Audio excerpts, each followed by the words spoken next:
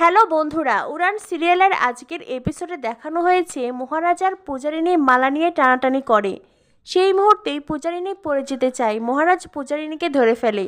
মহারাজ বলে, হাত পা এখনো শক্ত হয়নি। মহারাজের কথা শুনেই চোখ মোটা করে তাকায় পূজারিনী।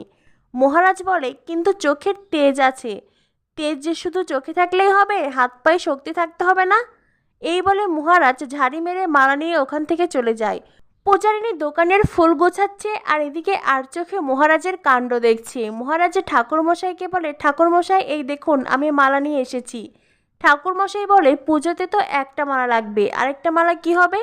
মহারাজ তখন তার বাইককে মালা পরিয়ে দিয়ে বলে, একটা মালা আমার ডার্লিং পরবে আর অন্যটা আমি পরবো।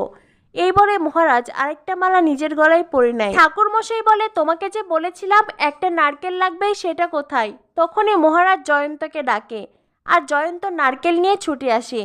মহারাজ তখন ঠাকুরমশাইকে নারকেল দিয়ে বলে, ঠাকুরমশাই নিন, এইবার পুজোটা শুরু করুন। ঠাকুরমশাই নারকেলের গায়ে একটা তিলক এঁকে মহারাজকে বলে, যাও চাকার সামনে গিয়ে এটা ফাটিয়ে দাও। মহারাজ বলে, নারকেল ফাটাই তবে? হ্যাঁ, কি বলছেন, ফাটাচ্ছি কিন্তু। এই বলে মহারাজ দুম করে নারকেল ফাটাতেই সেই নারকেলের একটা কোণা ছিটকে গিয়ে পূজারিনীর বাবার কপালে লাগে। পূজারিনী দৌড়ে এসে নিজের বাবাকে ধরে আর মহারাজও গিয়ে পূজারিনীর বাবাকে ধরে বসিয়ে দেয়। মহারাজ জয়ন্তকে বলে, শিগগিরই যা, আমার গাড়িতে ফার্স্ট এইড বক্স আছে কিনা গিয়ে দেখ। এরপরেই মহারাজ পূজারিনীর বাবার কপালে ছোট্ট একটা ব্যান্ডেজ করে দেয়। তখনই দৌড়ে আসে পূজারিনীর মা, এসে বলে, কি হয়েছে? পূজারিনী বলে, আর কি হয়েছে মা, লোকটা নারকেল এমনভাবে ফাটিয়েছে কোনো লোকজন না দেখে, আর সেই নারকেলটা এসে বাবার মাথাতে লেগেছে। পূজারিনীর মা বলেন, সে কি? মহারাজ বলে, এমনভাবে বলছেন যেন রক্তারক্তি ঘটনা ঘটে গেছে। বলছি তো লাগেনি। পূজারিনী বলে, নারকেলটা বাবার চোখেও লাগতে পারতো। মহারাজ বলে, লাগতে পারতো, লাগেনি তো।